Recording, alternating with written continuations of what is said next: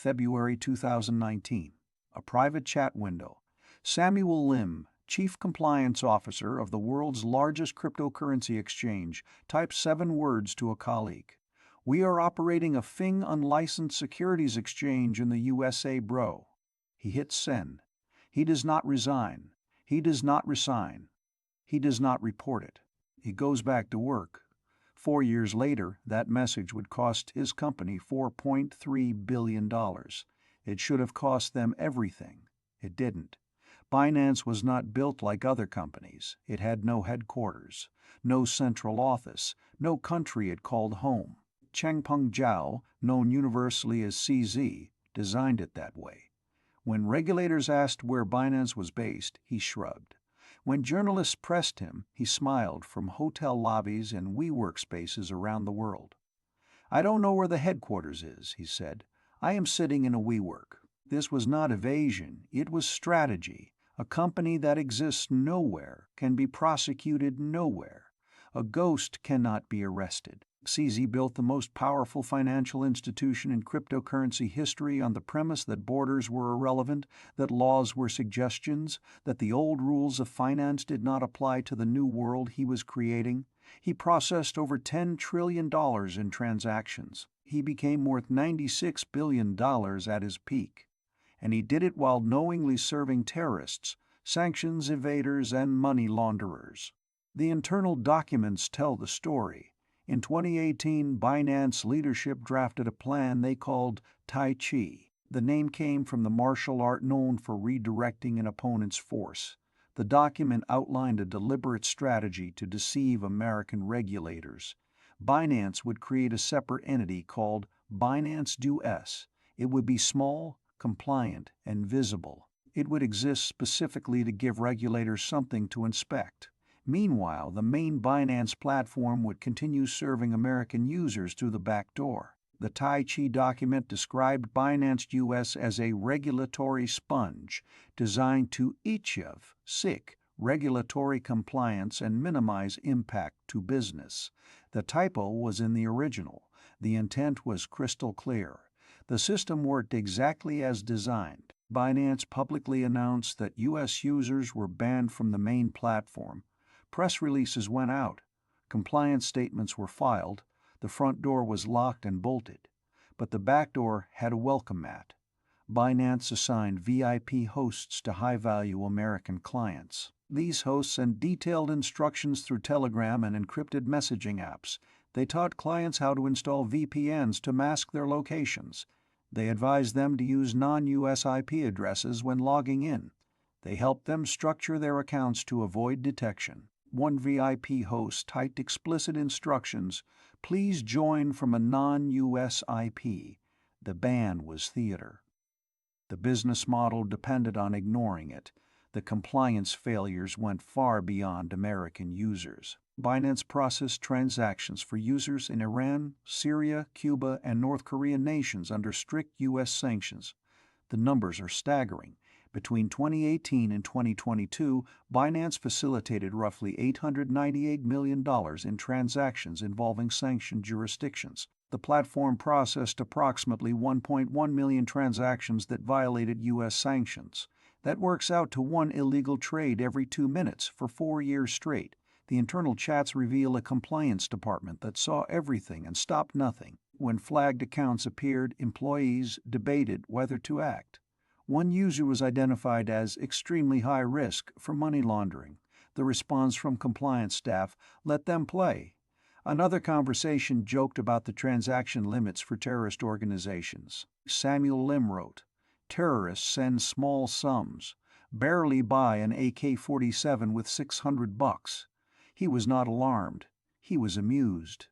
When discussing whether to ban a user actively laundering funds, an employee suggested a gentler approach. Let him know to be careful with his flow, not to stop it. The platform served Hydra, the largest darknet marketplace in the world before its seizure in 2022. It processed funds linked to Hamas. It moved money for Hezbollah.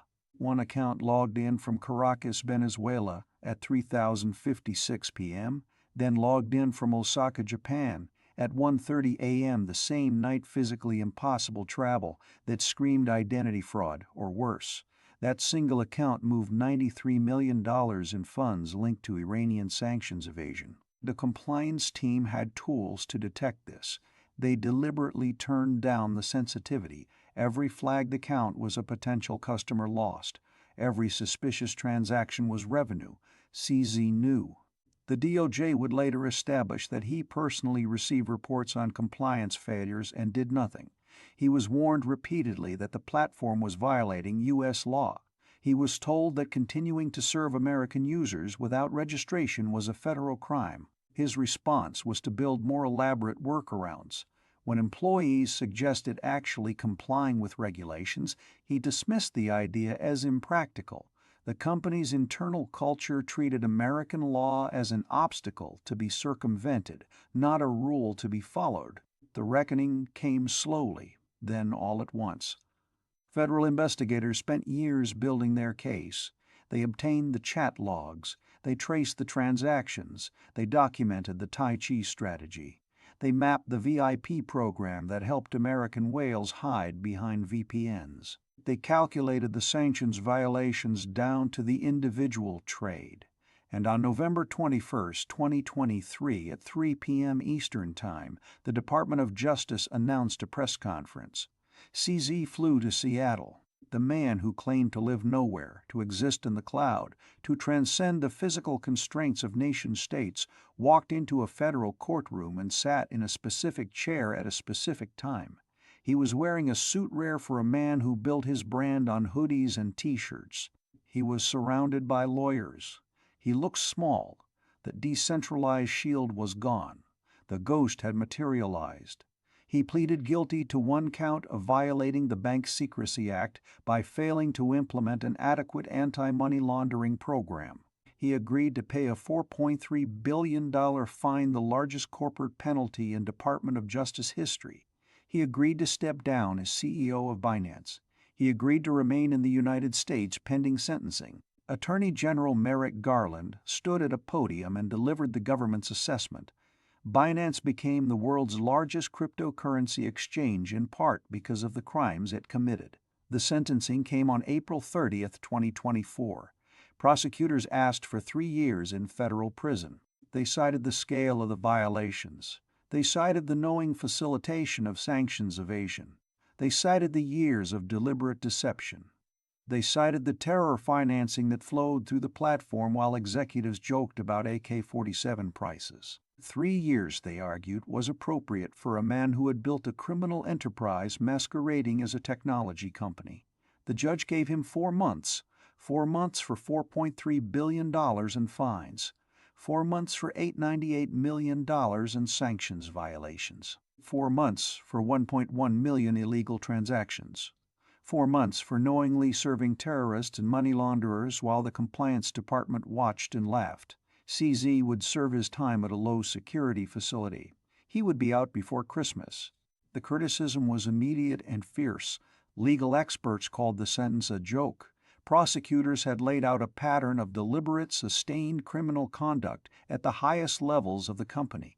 They had proved that CZ personally knew about the violations and chose to continue them. They had documented a systematic effort to deceive regulators across multiple jurisdictions. And the punishment was 4 months less time than many people serve for drug possession. But the story did not end there. In October 2025, President Donald Trump granted CZ a full pardon. The conviction was erased. The guilty plea was vacated. The man who had admitted in federal court to running an unlicensed money transmitter that served terrorists walked away clean. The $4.3 billion fine remained paid. Binance had already written a check, but the criminal record disappeared. CZ was free, more than free. He was vindicated. The numbers tell the final story. During the years that Binance was under investigation, during the years that CZ was fighting federal prosecutors, during the years that the company was processing illegal transactions and evading sanctions and teaching American users how to hide behind VPNs, CZ's personal net worth increased by $25 billion. The fine was $4.3 billion. The profit was $25 billion. The prison sentence was 4 months, then pardoned to 0. The math is simple. Crime paid. Crime paid extraordinarily well. The $4.3 billion fine was larger than the GDP of Sierra Leone. It was larger than the GDP of Andorra. It was the biggest corporate penalty ever extracted by the Department of Justice, and it functioned, in the end, as a licensing fee. The cost of doing business, a toll booth on the highway to a $100 billion fortune. Samuel Wim's chat message from February 2019 hangs over the entire saga. We are operating a FING unlicensed securities exchange in the USA, bro. He knew. CZ knew. The compliance team knew. The VIP hosts knew. The executives who drafted the Tai Chi document knew. They all knew, and they did it anyway because the profits were too large and the penalties were too small, and the system was designed to let them win. The lesson is not complicated. When the fine is smaller than the profit, the fine is not a punishment. It is a price. When the prison sentence is 4 months for $4 billion, the prison sentence is not a deterrent. It is a cost-benefit calculation. And when the conviction can be erased by a presidential pardon, the conviction is not justice. It is a temporary inconvenience. Binance still operates. CZ is no longer CEO, but he remains the largest shareholder. His net worth fluctuates with the price of cryptocurrency, but it has never dropped below the billions. The platform that processed terrorist financing and sanctions evasion continues to process billions in daily volume. The users who were taught to hide behind VPNs are still trading. The compliance department has been reformed, the company says. The culture has changed, the company says. The lessons have been learned, the company says. The chat logs say otherwise. Like, come on, they are here for crime. Let them play. Let him know to be careful with his flow, not to stop it. 4 months. $4.3 billion, $25 billion in profit. A presidential pardon. The ghost got away.